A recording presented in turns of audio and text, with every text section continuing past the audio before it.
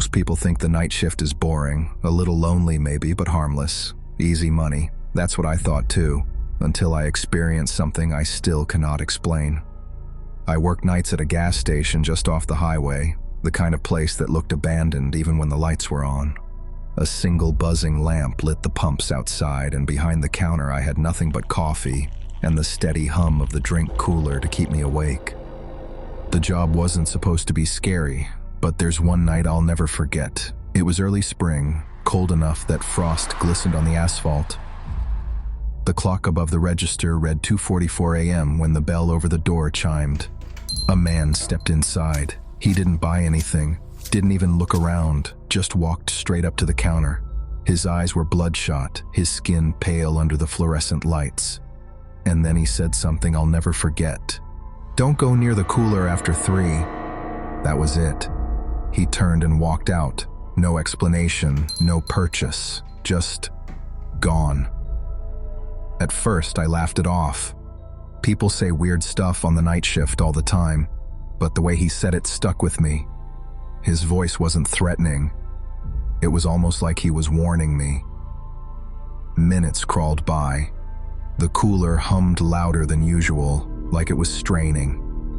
I kept glancing at the clock, my stomach twisting every time the hand ticked closer to 3.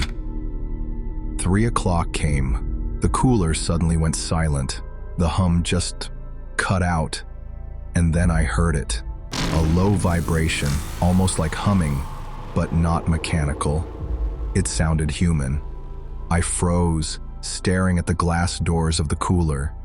The condensation shifted, like something inside was breathing against the glass. Then came the knock. 3 sharp taps from the inside. My body screamed at me to run, but my legs wouldn't move. Slowly, I leaned forward, peering through the glass. For a split second, I saw something. Not a person, not exactly. A face, sunken eyes, a mouth stretched too wide, skin pressed against the glass as if it wanted out. I stumbled back so hard I hit the candy rack. When I looked again, nothing. Just rows of soda bottles, perfectly still. I didn't wait to see more. I locked the register, grabbed my jacket, and bolted outside. My car felt like the only safe place left. From behind the glass doors, I swear I heard it again, the humming, louder now, following me out into the night. I quit that job the next morning, never went back. The owner never mentioned anything about the cooler, and I never asked. But sometimes, late at night when the world is silent, I hear that same humming in my head, and I wonder, what would have happened if I had opened the door?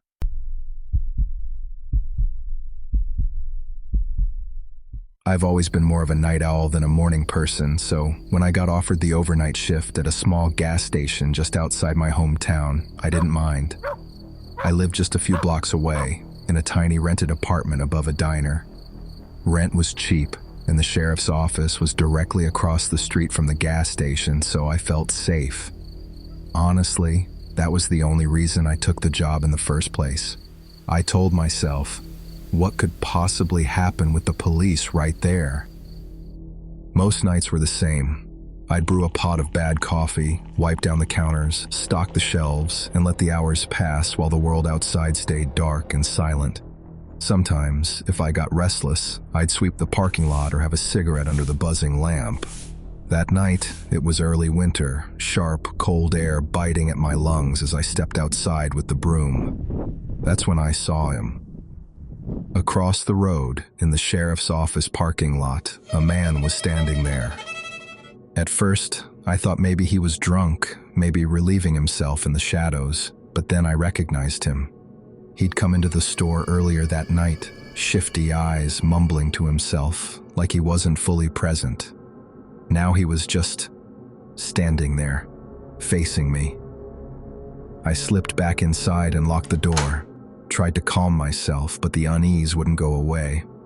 I scribbled temporarily closed on a piece of cardboard and taped it to the glass, just in case. Through the glass, I saw him cross the street. His walk was uneven, almost a stumble, but his eyes never left me.